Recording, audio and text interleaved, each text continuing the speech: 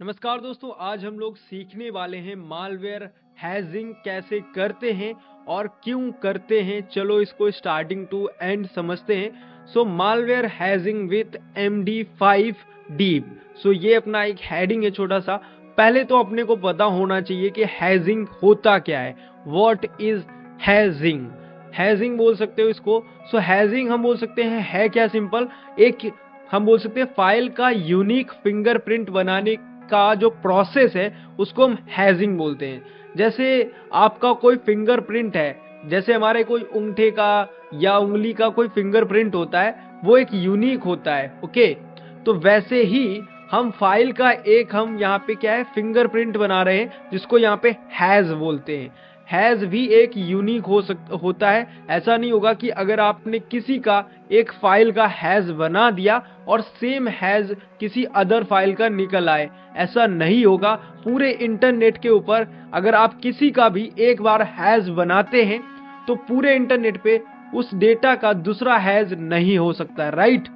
तो हैजिंग मतलब हम समझ सकते हैं कि यूनिक फिंगरप्रिंट जो कि फाइल का, ठीक है।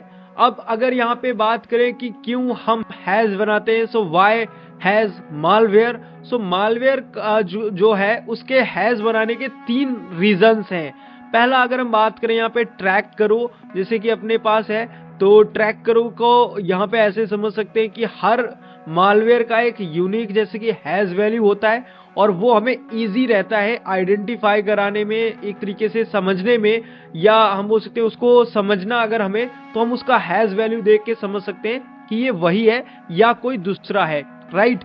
दूसरा यहाँ पे कंपेयर कर लो, तो कंपेयर कर लो मतलब यहाँ पे अपना जैसे कि सेकेंड ऑप्शन है, यहाँ पे हैज को हम डेटाबेस, जैसे अपना वायरस टोटल है उसके पास डेटाबेस है काफी सारा, उस डेटाबेस में क्या है हम अपने हैज वैल्यू को डाल के अपने हैज वैल्यू से कंपेयर करवा सकते हैं उसको और चेक कर सकते हैं वो मालवेयर है या नहीं है। अगर पहले से होगा तो हमें दिखा देगा, right.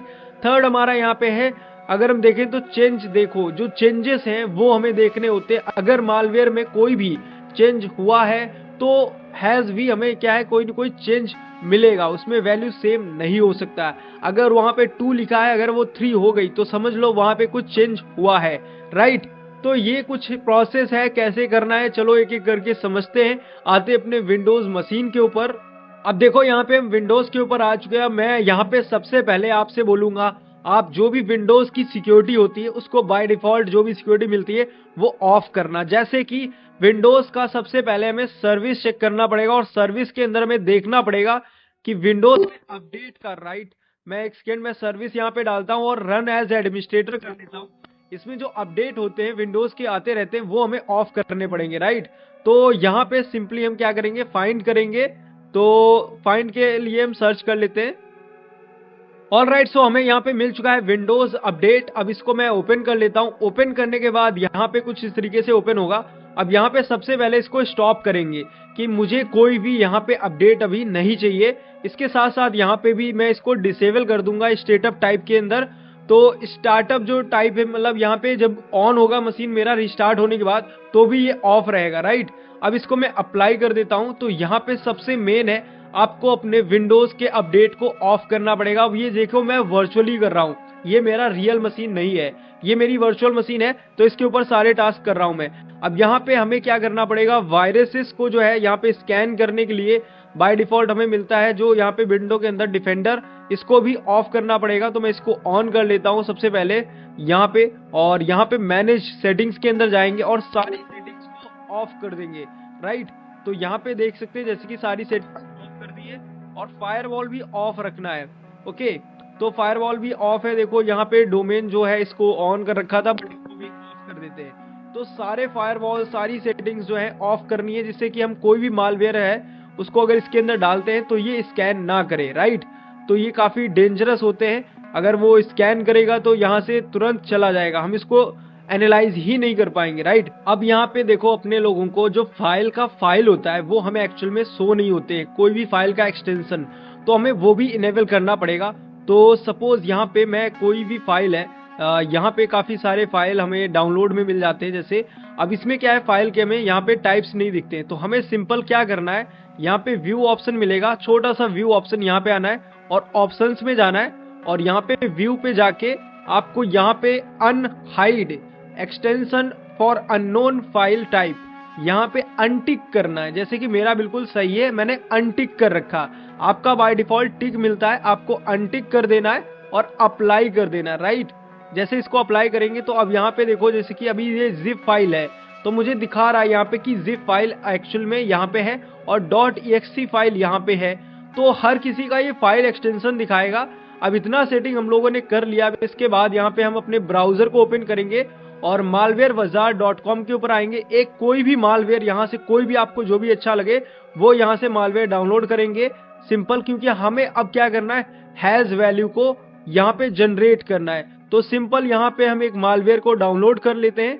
So just a minute, यहाँ पे देखो अब इसको डाउनलोड करने का बटन आ रहा है, तो डाउनलोड पे सिंपली क्लिक करना है और ये डाउनलोड हो गया, राइट। सो जैसे ये डाउनलोड हो गया, मैं इसको यहाँ से कट कर लेंगे और डेस्कटॉप के ऊपर यहाँ पे मालवेयर नाम से फोल्डर है, इसके अंदर पेस्ट कर देंगे, राइट। अब सेकेंड हमारा क्या टास्क है, ये हमारा सॉफ्टवेयर है MD5 डीप। ओके, इसको डाउनलोड करने के लिए सिंपली गूगल पे सर्च करेंगे, काफी सारे आपको वेबसाइट मिलेंगे। बट यहाँ पे जो रेपोजिटरी है इसके अंदर एक यहाँ पे वेबसाइट है जो गेटअप का, इसी के अंदर आपको यहाँ पे रेपोजिटरी मिलती है जिसमें MD5 डीप है 4.4, ये यहाँ पे मिल जाता है। और इसको मैं यहाँ से डाउनलोड कर लूंगा, तो ये डाउनलोड इस तरीके से स्टार्ट हो गया है और ये भी कुछ सेकेंड में ही डाउनलोड हो जाएगा। 3 to 4 MB का है, तो इसको भी यहाँ से मैं कट कर लेंगे और डायरेक्ट अपने डेस्कटॉप पे आ जाएंगे और यहाँ पे भी इसको पेस्ट कर लेंगे, राइट। तो हमारे दोनों एप्लीकेशन हम बोल सकते हैं, या दोनों सॉफ्टवेयर्स, ये दोनों रिक्वायरमेंट जो है वो हमने फुलफिल कर ली है। अब देखो यहाँ पे दोनों जिप है, तो लास्ट में आप देखो दोनों का जिप आ रहा है। ओके, तो सबसे पहले हम दोनों को यहाँ पे अनस्ट्रैक्ट करेंगे। तो सबसे पहले यहाँ पे मैं कर लेता हूँ MD5 को एक्सट्रैक्ट हेयर पे जैसे क्लिक करेंगे तो ये एक्सट्रैक्ट होके इस तरीके से फाइल्स आ जाएंगे, राइट। फिर सेकेंड हमारा यहाँ पे मालवेयर है, तो इसको भी हम एक्सट्रैक्ट करेंगे। तो एक्सट्रैक्ट हेयर पे क्लिक करेंगे और ये पासवर्ड मांगेगा। तो पासवर्ड हमारे पास यहाँ पे ऑलरेडी लिखा होगा वेबसाइट में, जैसे कि यहाँ पे हम सिंपल वापस से क्लिक करते तो यहाँ पे इसका जिप का फाइल का पासवर्ड है। सो इसको हम कॉपी कर लेंगे जो भी हमारा पासवर्ड है और यहाँ पे आके इसको पेस्ट कर देंगे, राइट। पेस्ट करने के बाद एंटर करेंगे। एंटर करते ही आप देख सकते हैं कि हमारा जो फाइल है वो एक्सट्रैक्ट हो चुका है, राइट। और यहाँ पे हमारे दोनों फाइल्स एक्सट्रैक्ट हो चुके हैं। अब ये वाले फाइल्स को मैं डिलीट कर देता हूँ, अब मुझे इनका कोई भी नीड नहीं है। और इस फोल्डर के अंदर आएंगे और यहाँ पे हमें यूज करना है MD5 डीप 64, राइट। सो यहाँ पे सिंपल क्लिक करेंगे इसके लोकेशन या पाथ के ऊपर और यहाँ पे CMD, बस आपको इतना डालना है और एंटर करना है, राइट। जैसे ही एंटर करेंगे तो इसको यहाँ पे मैं फुल स्क्रीन कर लेता हूँ। अब इस तरीके से ओपन हो जाएगा आपका टर्मिनल। सिंपली देखो टर्मिनल हमारा ओपन है। तो अब इस तरीके से हमें क्या करना है, यहाँ पे जो इसका फाइल पाथ है, यहाँ पे देखो मैंने नाम चेंज किया है, key.exe कर दिया है। और सबसे पहले हम यहाँ पे dir करके वापस से चेक कर लेते हैं। हमारे पास यहाँ पे 64M यही क्यों यूज कर रहे हैं, तो इसका रीजन है कि आपका जो सिस्टम है बेसिकली 64 होता है। इसको चेक करने के लिए आप यहाँ पे अपने माई कंप्यूटर में जाके प्रॉपर्टीज में जाके चेक कर सकते हैं। वैसे तो मैं अगर यहाँ पे जाता हूँ और इसके बाद यहाँ पे प्रॉपर्टीज में जाता हूँ तो यहाँ पे मेरा 64 बिट है, आप देख सकते हैं सिस्टम टाइप हमारा 64 है। तो आप भी इस तरीके से अपना चेक कर सकते हैं। ओके, सो अब यहाँ पे बेसिकली हमारे पास 64 ही हम यूज कर रहे हैं, इसीलिए तो MD यहाँ पे 5 डालेंगे और MD5 डालने के बाद आपको डीप डालना है इस तरीके से, और यहाँ पे डीप के बाद आपको 64 डालना है और .exe। ओके, तो एंटर मैं करता हूँ अभी, बट यहाँ पे मैं CLS पहले कर लेता हूँ और यहाँ पे इस तरीके से ये आपका यहाँ पे कमांड होने वाला है। ये आप देख सकते हैं MD यहाँ पे 64 लास्ट में। और अब इसके बाद यहाँ पे स्पेस करेंगे। इसके बाद यहाँ पे मैं क्या करूंगा, जो हमारा लोकेशन होगा, जो भी फोल्डर जिसको भी हम स्कैन कर रहे हैं, जो भी मालवेयर रहेगा, जैसे कि यहाँ पे ये मालवेयर है। ओके, अब इस मालवेयर को मुझे यहाँ पे लेके आना पड़ेगा। तो मैं सिंपल क्या है ड्रैग एंड ड्रॉप कर सकता हूँ, तो मैं ड्रैग एंड ड्रॉप कर लूंगा और इसका जो लोकेशन है वो यहाँ पे एग्जैक्टली जो लोकेशन एग्जैक्ट है वो आ जाएगा। अब मैं जैसे एंटर करूंगा, इस पे क्लिक करने के बाद मैं जैसे एंटर करता हूँ, ओके, तो इसका जो हैज वैल्यू है वो जनरेट हो जाएगा इस तरीके से। अब ये हैज वैल्यू जनरेट हो गया है, बट इसको हमने कहीं सेव नहीं कर पाया, राइट। तो अब हमें बस इसमें क्या करना है, इस तरीके से यहाँ पे वापस से आना है और यहाँ पे स्पेस करके कुछ इस तरीके से यहाँ पे एक आइकॉन या मुझे सिंबल देना होता है और ये सेव करने के लिए हम सिंबल देते हैं। अब यहाँ पे हम जो भी फाइल का नाम देंगे तो वो सेव कर लेगा, डॉट हम डाल देंगे उसके आगे तो वो सेव कर देगा। देखिए यहाँ पे हैज.txt ये क्या है, फाइल है जिसके अंदर ये डेटा सेव करने वाला है। मैं एंटर करता हूं, अब यहाँ पे इसको क्लोज कर देता हूं मैं और वापस से हम इस फोल्डर के अंदर आते हैं MD5 डीप के अंदर और यहाँ पे देखो एक फोल्डर तैयार हो गया हमारा हैज.txt। इसको ओपन करना है और यहाँ पे आप देख सकते हैं हमारा की जो है इसका यहाँ पे हैज आ चुका है, राइट। सो इस तरीके से आप भी अपना किसी भी फाइल का हैज वैल्यू निकाल सकते हैं।